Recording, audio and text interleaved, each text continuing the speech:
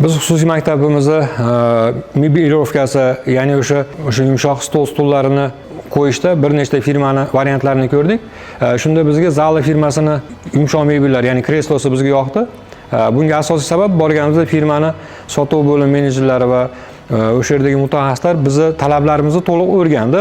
Bizga qanday bo'lish kerak, joydan joyga jildirish masalalari hammasini biz o'z takliflarimizni aytdik. Bu mana shu taklifimiz bo'yicha bizga to'liq loyihamiz bo'yicha taqdim qildi va bizga yoqdi juda ham. Bu rahmat katta.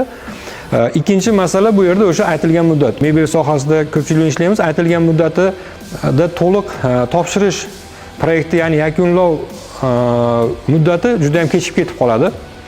Qurilish sohasida ayniqsa.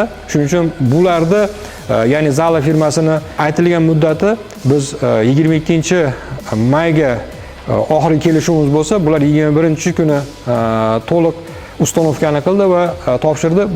Bu jihatlar ham bizga juda ham yoqdi, sababi aytilgan muddatda to'liq proyektni yakunladi. Albatta bu firmani qolganlarga ham tavsiya qilaman, sababi biz xohlagan narsani berdi, taqdim qildi. Katta rahmat deymiz bu firmaga.